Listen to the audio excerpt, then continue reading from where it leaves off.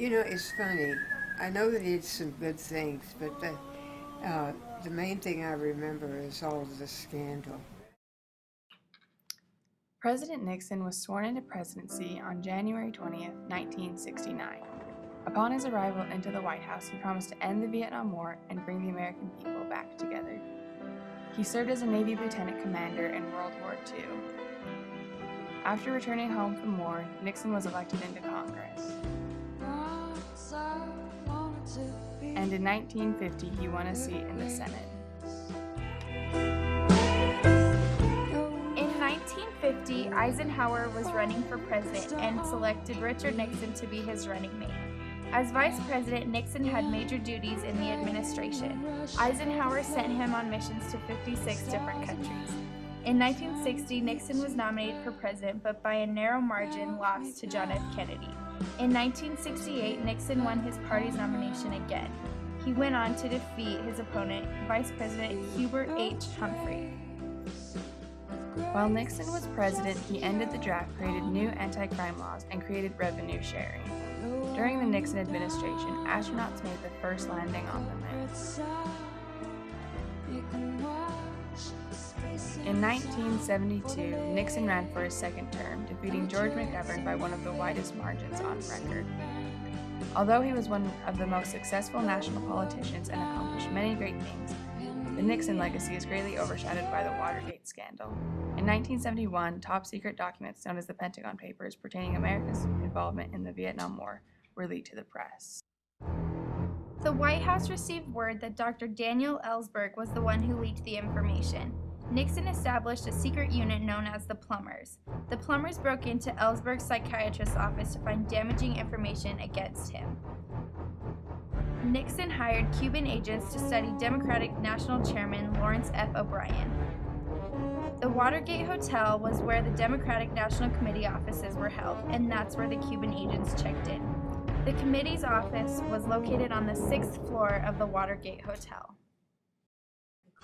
On May 28, 1972, the agents broke into O'Brien's office, planting listening devices and taking pictures of campaign posters. On June 17th, the burglars returned for a second time, but were not as lucky. They were caught and arrested. Nixon spoke of the cover-up with the close advisor H.R. Haldeman, but in habit, the conversation was recorded. This conversation later became known as the smoking gun, that would link the administration to the conspiracy.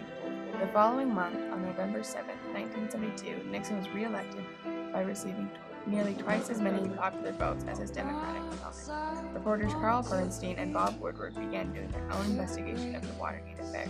They soon learned that the White House was heavily involved in the sabotage of the Democrats at Watergate. Nixon strongly encouraged people involved in the scandal to lie if they were questioned. Archibald Cox was named special prosecutor to the Watergate case. Nixon had made recordings of conversations in the White House since 1971. Cox believed these tapes could help the investigation.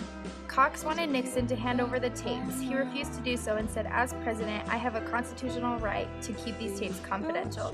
But Nixon offered to provide summaries of these tapes. Because Cox continued pressing Nixon to hand over the tapes, Nixon ordered Attorney General Elliot L. Richardson fire Cox. He refused to do so and resigned as Attorney General. Deputy Attorney General William D. Ruckelshaus also resigned after being ordered to fire Cox. Finally, Nixon named Solicitor General Robert H. Bork acting Attorney General. Bork fired Cox. This became known as the Saturday Night Massacre. After Cox was fired, Leon Jaworski took over the Watergate case. The actions of the president angered many Americans. A number of members from the House of Representatives began steps to impeach Nixon. In late 1973, Nixon agreed to supply the tapes, but it was discovered three key conversations were missing. The White House said during two talks the recording system failed and the third had been accidentally erased. In April 1974, Jaworski served Nixon with subpoena, which ordered the president to furnish all tape recordings and documents relating to the White House conversations. He believed that the materials contained evidence in the cover-up case. At the end of April, Nixon released 1,254 pages of edited White House conversations, saying they told the whole Watergate story. Jaworski insisted on the original tapes and documents. Jaworski sued the president in federal court, and they ordered Nixon to give up the materials. They ruled unanimously that a president could not withhold information in a criminal case. Talk of impeachment was swirling, and on August 5th, Nixon released the smoking gun. Because people have got to know whether or not their president's a crook. Well, I'm not a crook. I've earned everything I've got.